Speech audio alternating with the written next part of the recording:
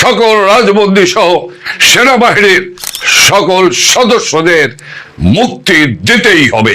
13 তারিখ সকাল থেকে সন্ধ্যা পর্যন্ত ঢাকা মহানগরীতে লকডাউন পালন করুন। এই বাংলার জনগণ এই অবৈধ সরকারকে কোনোভাবেই গ্রহণ করেনি। পায়ের তলার মাটি আজকে টলায়মান। যে আইসিটি আদালতে যুদ্ধ অপরাধীদের বিচার করা হয়েছে, কাজেই ওই আদালতে স্বাধীনতা সার্বভৌমত্ব রক্ষাকারী সশস্ত্র বাহিনীর সদস্যদের বিচার হতে পারে না। সারা বাংলাদেশের সকল জেলা এবং উপজেলায় প্রতিবাদ এবং বিক্ষোভ অনুষ্ঠিত হচ্ছে এবং হবে।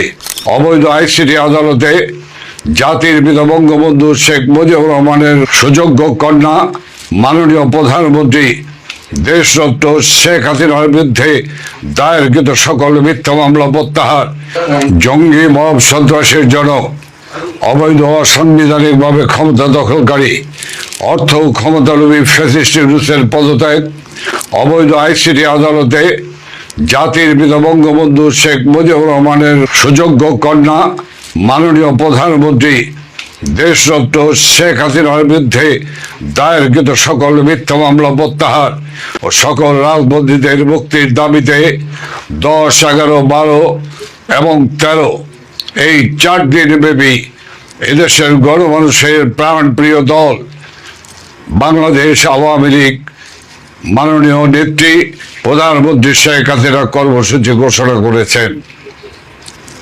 10, 11, 12 এবং 13 সারা বাংলাদেশের সকল জেলা এবং উপজেলায় প্রতিবাদ এবং বিক্ষোভ অনুষ্ঠিত হচ্ছে এবং হবে। 13 তারিখ সকাল থেকে সন্ধ্যা পর্যন্ত ঢাকা মহানগরীতে লকডাউন পালন করুন। এই লকডাউনে গাড়ি ঘোড়া যানবাহন, অফিস আদালত, শিক্ষা প্রতিষ্ঠান, কল কারখানা সব বন্ধ রেখে এই অবৈধ জঙ্গি ইউনূস সরকারের বিরুদ্ধে আপনারা অনাস্থা জ্ঞাপন করুন। এই কর্মসূচি পালন করতে গিয়ে ইতিমধ্যে আমরা লক্ষ্য করছি সারা দেশের সকল আপাম জনসাধারণ এক গণজাগরণ সৃষ্টি করেছে। এই গণজাগরণের মধ্য দিয়ে আজকে বাংলাদেশে গতদিন যে কর্মসূচি পালিত হয়েছে, আজকে সারাদিন যে কর্মসূচি পালিত হয়েছে, এর মধ্য দিয়ে এই অবৈধ সরকারের টনক নড়েছে। পায়ের তলার মাটি আজকে টলায়মান।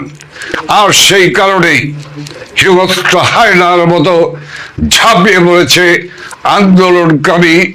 আন্দোলনকারী এবং সাধারণ মানুষের উপরে ঝাঁপিয়ে পড়েছে।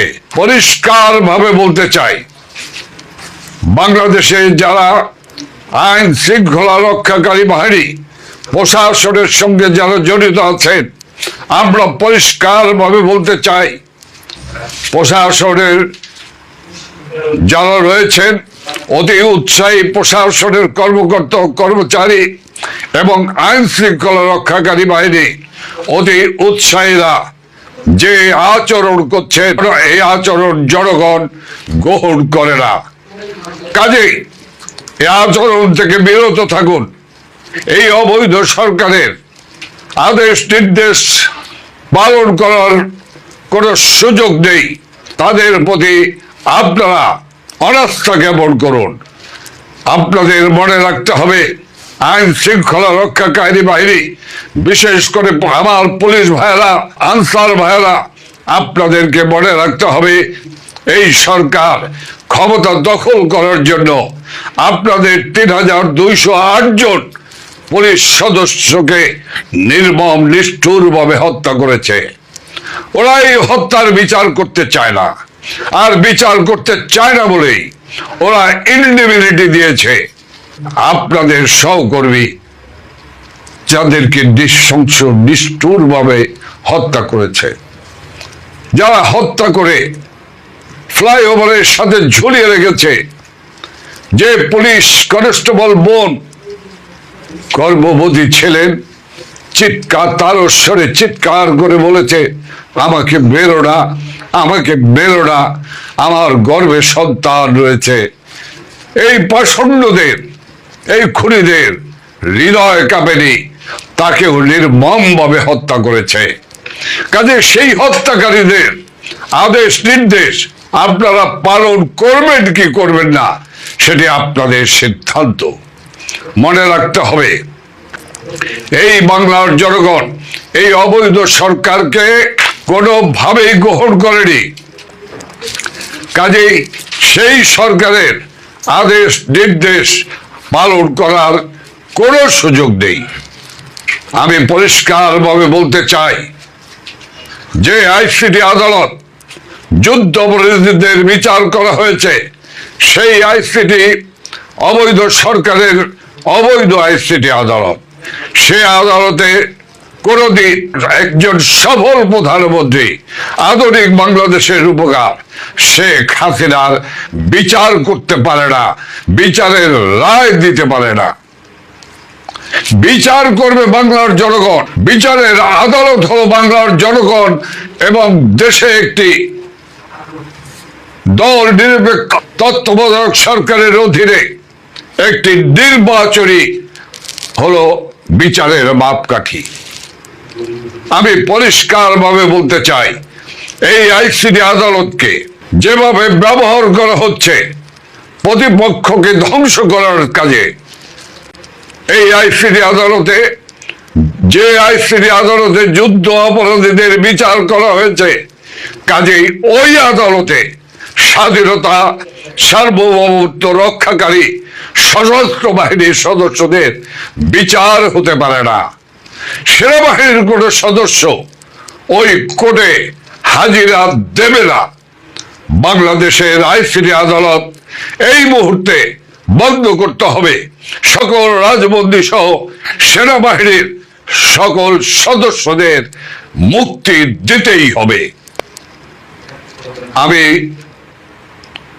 আপামর জনসাধারণকে, বিশেষ করে ঢাকা মহানগরের সকল মানুষের কাছে আমি আকুল আবেদন জানাচ্ছি, আসুন 13ই নভেম্বর বৃহস্পতিবার সকাল সন্ধ্যা লকডাউনকে সফল করুন। এই লকডাউনের সফলতার মধ্য দিয়ে আমরা আন্দোলনকে, এই জাগরণকে আমরা জাতীয় জাগরণে পরিণত করে আমরা এই সরকারকে পদত্যাগে বাধ্য করব। সাধারণ মানুষের জীবন জীবিকা একটি দুর্বিষহ হয়ে দাঁড়িয়েছে। কাজেই এই সরকারের কোনো দায় জনগণের কাছে নেই, কারণ এই সরকার জনগণের সরকার নয়। জয় বাংলা, জয় বঙ্গবন্ধু, জয় শেখ হাসিনার জয়।